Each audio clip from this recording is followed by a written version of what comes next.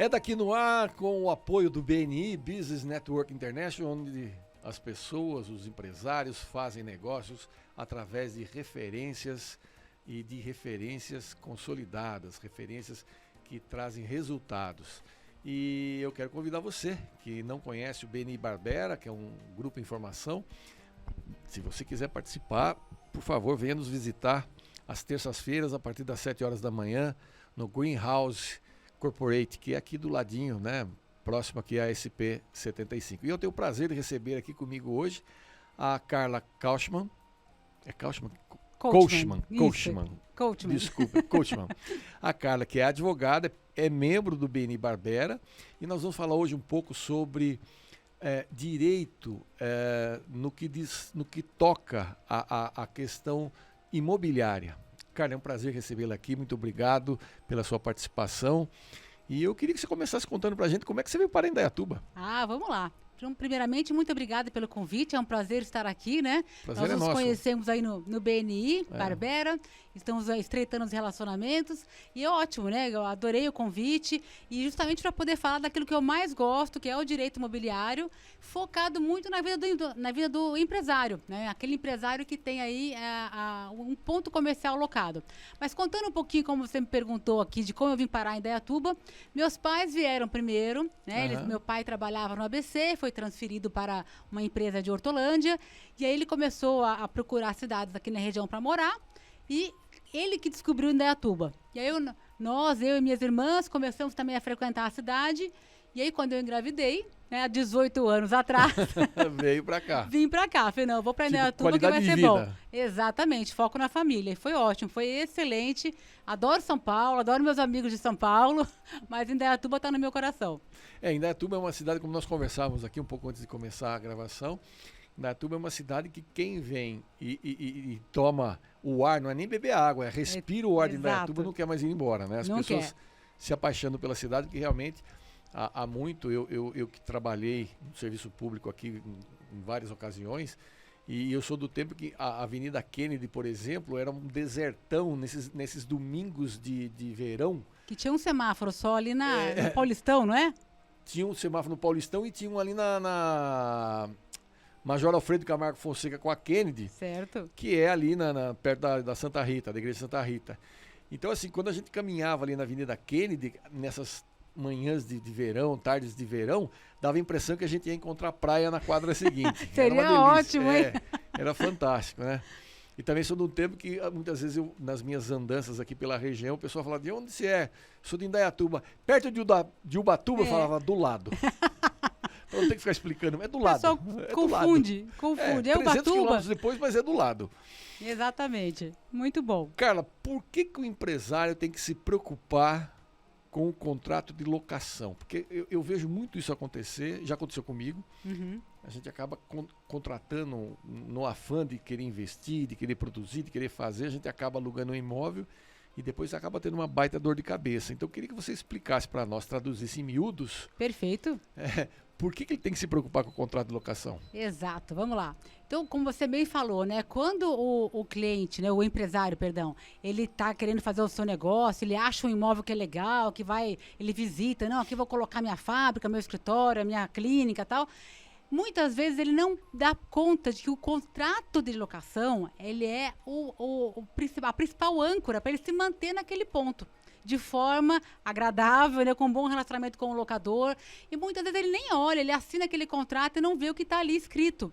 E aí depois, em especial na locação comercial, que nós temos muitas vezes a questão do ponto comercial, a questão de a clientela ali em volta, se aquele locador não gostou muito, se o contrato não está de acordo, ele vai querer trocar de locatário.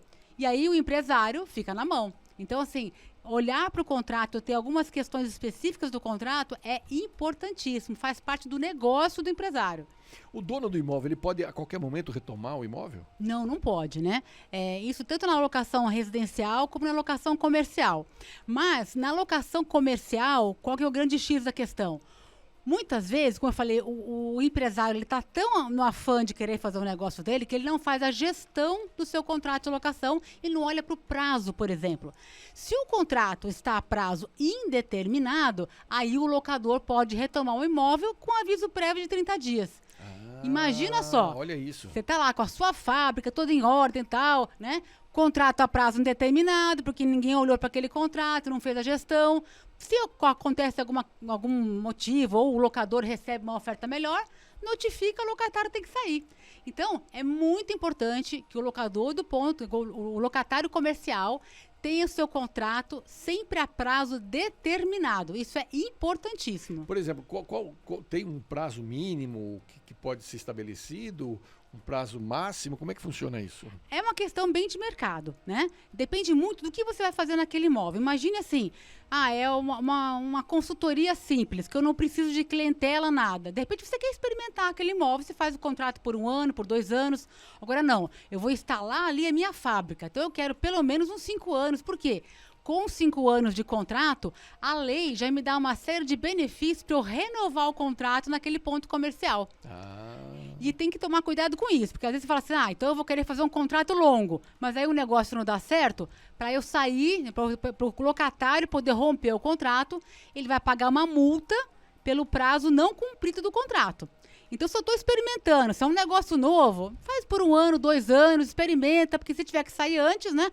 Ou você pode negociar, que é uma cláusula comum, né, do mercado imobiliário, depois de 1 ano você pode sair do imóvel sem multa. Tem uma cláusula negocial.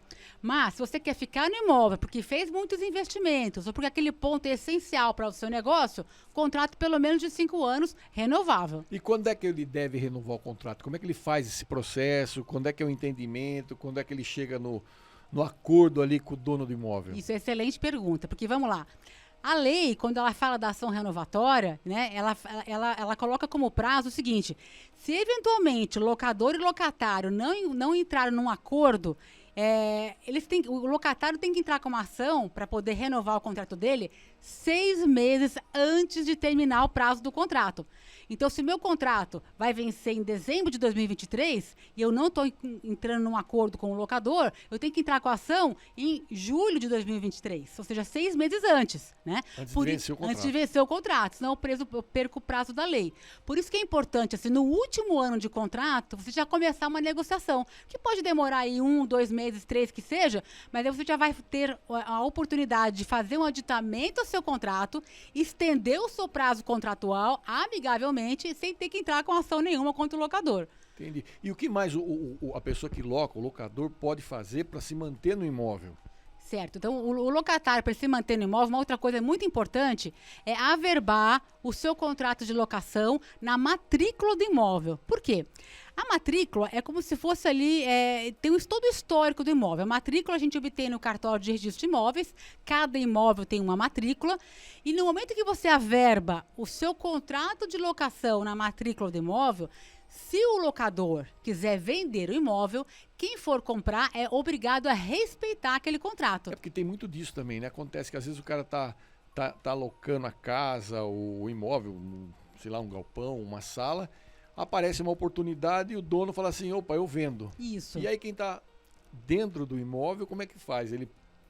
Às vezes acontece isso. Porque acho que tem uma cláusula que a pessoa tem que oferecer para quem está alocando, se quer comprar ou não quer comprar. Mas e se o cara falar, não quero, e aí como é que faz? Ele pode vender para outro e pode despejar o cara? Então vamos lá, isso que você acabou de colocar é o direito de preferência. Então o locatário tem o direito de preferência para adquirir aquele imóvel. Tá. Mas se ele não quer desembolsar para poder comprar o imóvel, o locador pode vender. Agora vamos lá, se o contrato de locação estiver averbado, né, na matrícula do imóvel, quem comprar o imóvel, porque aí, veja só, a matrícula é um documento público. Então, se a pessoa está comprando, sabendo que tem um locatário lá dentro, porque está registrado, averbado na matrícula, ele é obrigado a respeitar. Se o contrato não estiver averbado... Olha a pegadinha do malandro aí. Exato. Se o contrato não estiver averbado na matrícula, quem comprar pode despejar o locatário em 90 dias. Olha isso. Então, você não quis comprar. Você abdicou do seu direito de preferência. Sim. Né? Mas se o novo proprietário quiser tirar você de lá, ele pode, desde que o seu contrato não seja registrado. Por isso que é importante. Contrato a prazo determinado, né? Promoção renovatória, ter pelo menos aí 5 anos de contrato, ter o seu contrato registrado na matrícula, né? Ter tudo organizado para não ter problema com essa questão de transição entre proprietários. Tá, interessante.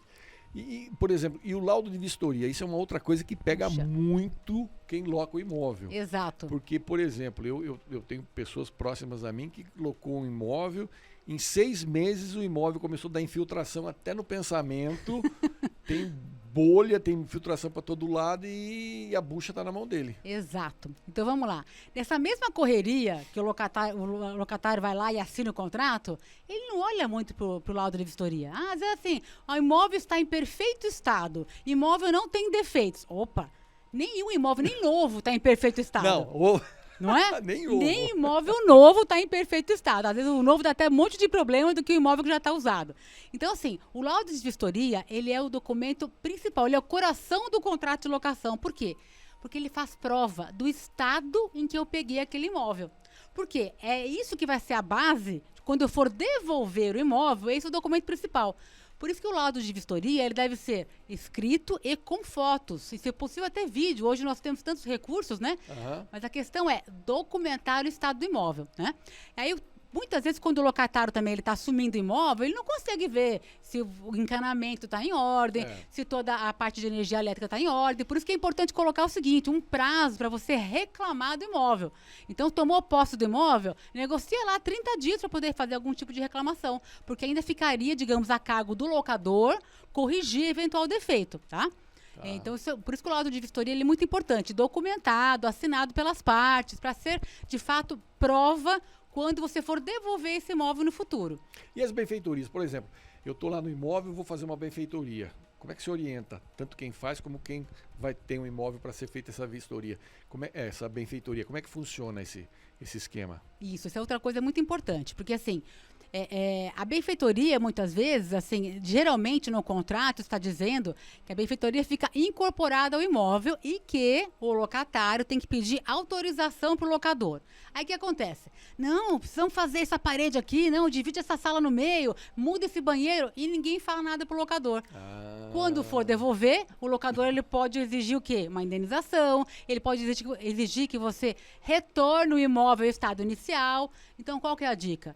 Vai fazer algum tipo de coisa? Põe por escrito e pede autorização do locador. Por escrito. E já define com ele, olha, vai abater do aluguel? Não vai? Porque às vezes é uma melhoria que vai valorizar o imóvel. Eu vou ter que construir um banheiro para pessoas com necessidades especiais. Puxa, isso é um acréscimo importante no imóvel. Vai mudar a planta, eu vou ter que organizar o habite. Então, desconta isso do aluguel, mas combina antes e põe por escrito. O famoso combinado antes não é caro depois. Exato, mas por escrito também, hein? Que esse negócio, meu pai deixou o locador, tal, aí muda, né? Vende e tal, e não era esse o combinado, tira o banheiro, imagina, né? Fazer uma reforma, põe banheiro, tira banheiro, não é uma coisa fácil. E uma das coisas que eu observo bastante também é que a manutenção em si é um processo complicadíssimo. Né? Até no imóvel que eu moro, que é um imóvel residencial, eu percebo que tem algumas coisas de manutenção que precisam ser feitas, que são defeitos da obra, tipo infiltração, coisas que já existiam e que acabam. Hoje, depois de um tempo morando lá, eu falo, puxa vida, isso aqui não estava, mas isso aqui é em decorrência disso aqui. Entendi. E aí você vai falar com o proprietário, não, mas não estava assim. Realmente, não estava. Ele deixou bonitinho, mas não consertou a origem do problema, né? Exato. Então, assim, de fato, é uma zona um pouco cinzenta. Não tem uma regra muito clara. O que diz a lei? Que as benfeitorias ordinárias, ou seja, aquela do dia a dia, por exemplo, a torneira está pingando, tem que trocar o corinho da torneira. É do locatário, uma manutenção ordinária, né? Tem uma mega infiltração no telhado. Telhado é a estrutura do imóvel. Então, é obrigação do locador. Mas, às vezes, você fica assim, é difícil saber o que é. Então, estourou o cano da pia. Por quê? Estava entupido de cabelo, porque tanto que usou? Ou porque havia um defeito anterior, você acabou de assumir o imóvel e estourou o cano da pia? Né? Então, algumas coisas são, de fato, assim... Discutíveis. Mas, em geral, assim, manutenção ordinária, o dia a dia do imóvel é do locatário. Manutenção extraordinária, estrutural, é do locador. Isso está na lei. E aquela velha história, né? Quando a gente vai devolver o imóvel, é um parto na montanha. Exato. É complicado, eu já passei por situações semelhantes. Você pinta a casa, se deixa não, mas não estava desse jeito, precisa de mais uma demão de tinta aqui, se você deu 2, são 3 demãos. Inclusive, eu tenho um amigo que tinha uma empresa em Campinas. Isso foi até uma experiência traumática para ele, para mim que acompanhei. Aham. Ele entregou o imóvel, na hora de entregar o imóvel, o dono do imóvel veio e falou para ele, olha, eu exijo que sejam os meus pintores e a minha tinta. Ele falou, tudo bem. Pagou a tinta e os pintores foram lá. Só que quando ele fez essa negociação, ele entendeu que ele estava devolvendo o imóvel, aceitando aquilo ali, que havia esse período da pintura, estava no comum acordo de que ficaria por conta do cara, porque eu estou devolvendo o imóvel, eu pinto do jeito que você quer, trago o pintor que você quer, a tinta que você quer, faço do jeito que você quer, mas esse período que os pintores ficarem aqui, você não cobra aluguel. Caiu do cavalo. Cobrou tudo. Cobrou tudo e mais um pouco. E o que pior, tinha uma linha telefônica ligada lá, vai vendo. Os caras ligavam para o Paraná dia sim, outro também. Nossa. A conta do telefone dele veio astronômica. Entendi. E vai cobrar de quem? Do Abreu. Que se ele não paga, nem eu, né? Então se imagine. E aí gerou uma demanda jurídica em cima disso. O advogado da outra parte, da parte do sujeito, entrou com uma ação pedindo um absurdo, né? Justamente para poder chegar num acordo. Lógico, bom mais pro colher razoável, dele. né? E o advogado desse meu amigo perdeu o prazo. E aí dançou, hein? Não, aí ele dançou complicou, ele dançou com tudo. Puxa vida. Então, anos depois, ele teve que pagar. E anos depois, que um outro advogado dele entrou na OAB, conseguiu mostrar na OAB, na ordem, que o cara tinha perdido o prazo por inaptidão, para depois entrar com uma ação para ressarcimento, foram quase 10 anos. Imagino. De fato, isso pode acontecer. Então, vamos lá. Na hora de devolver o imóvel, uma sugestão. Se você sabe que vai devolver o imóvel, primeiro você tem que avisar com 30 dias de antecedência, né? Desses 30 dias, já pode se organizar e eventualmente fazer uma pré-vistoria. Ainda mais quando tem imobiliária junto, né? Já faz uma pré-vistoria. Olha, vamos arrumar aqui, vai arrumar aquilo outro, vamos pintar desta cor. Põe no papel. Que eu vou realizar essas benfeitorias ou essas manutenções, ok? Executa, para que quando chegar o 30º dia, que você vai de fato entregar aquele imóvel, tá tudo pronto. O que as pessoas muitas vezes fazem é que elas avisam que vão mudar, né? O locatário faz isso, ele tá tão envolvido no negócio dele que ele tem que mudar o negócio dele. Aí no 29º dia ele fala, aqui a chave. Espera aí. Aí vai lá, aí vai vistoria, a imobiliária vai, aí demora, aí não sei o quê. E nisso, assim, no geral, corre aluguel, porque está escrito no contrato de locação. Por isso que o contrato é a alma daquela convivência, né, entre locador e locatário. Coloca no contrato uma pré-vistoria, coloca um prazo para realizar a vistoria, coloca um prazo para terminar o aluguel, né, porque isso acaba acontecendo muito e, infelizmente, vira demanda jurídica, assim, uma discussão infinita, né? Então, assim, vamos trabalhar preventivamente. Eu falo muito isso para os empresários, meus clientes, trabalhar na forma de evitar o risco. Olha para o seu contrato, né? Faz a gestão do seu contrato. Ou, como você comentou, tem um vazamento aqui, outro ali, comunica. Porque tudo que você não comunicar para o locador, você acaba assumindo para si a responsabilidade de consertar. Responsável. Né? Porque você deixou até aquilo piorar. Porque uma coisa é consertar uma gotinha que está pingando. Outra coisa é consertar aquela mancha enorme no teto que já pegou um monte de coisa, né? Então, vai falando e sempre por escrito. Um e-mail, um WhatsApp que seja, grava tudo, faz uma pastinha, faz uma gestão do seu contrato de locação. É a melhor coisa. Isso é uma das coisas que a gente muitas vezes, na maioria das vezes, ninguém faz. Exato. Ninguém faz, seja no residencial, seja no comercial. As pessoas acabam deixando para lá. Depois, quando o bicho pega lá no final, é que dá o desespero, né? E acontece daí essas demandas e tudo mais. Enfim, locação realmente é uma coisa que eu diria assim, e não é complicado, né? Ela é complicada à medida que você tem que tomar certos cuidados. E não é complicada porque se você tomar esses cuidados, você conseguir ser essa pessoa organizada, certinha, você consegue dar conta, né? Exato. Tem um outro caso também de um amigo meu muito conhecido, que é dos meus amigos, né? na nossa roda de amigos, que também se deu mal por conta de que o imóvel, a energia elétrica, ele passou para o nome dele, em função do... Lógico, tá utilizando imóvel, conta de imóvel, consumo. tal. E quando ele devolveu o imóvel, na confiança, Deixou. Ele deixou. O nomezinho dele lá na Lá conta. na conta. E o cara não pagou. Um dia ele foi numa loja 100 da vida fazer um crediário. Não Não, tem o crédito. senhor está no Serasa. Como estou no Serasa? Não, o senhor está no Serasa, tem uma dívida aí de 600 e poucos reais. Eu falo, como? Não estou sabendo. Aí vai pesquisar e vai descobrir que era que CPFL. Eu falo, mas CPFL? Não tenho nada com a CPFL. Vai ver o imóvel do cara. Estava Que fechado. Ficou meses fechado.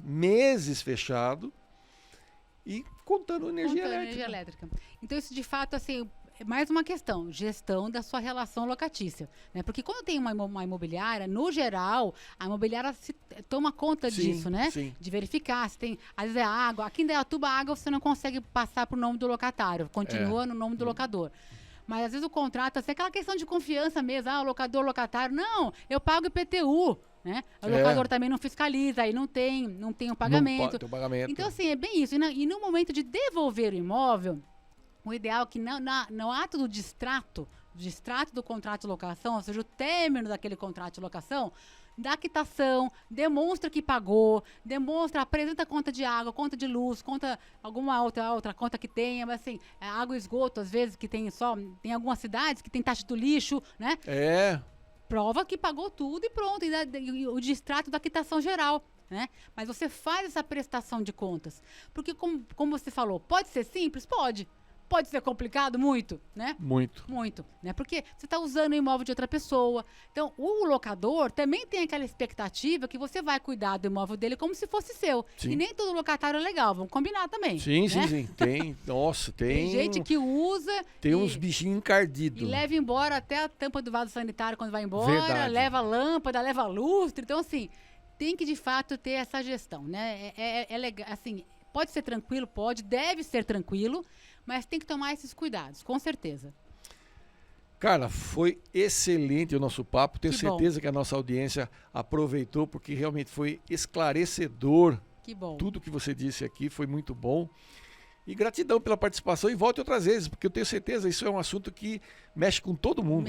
Mexe com todo mundo, seja uma alocação comercial, seja alocação residencial, mas assim, como o nosso foco aqui é falar para o empresário, assim, a questão é, né, se eu posso deixar um recado para o empresário é esse: organize seu contrato de locação, né? Isso é muito importante para o seu negócio, porque ser despejado do dia para a noite ou perder o seu ponto comercial pode ser desastroso para o seu negócio. Excelente.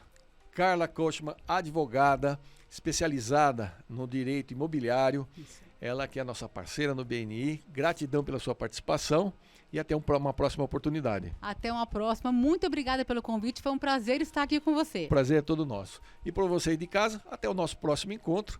Fique com Deus e até lá.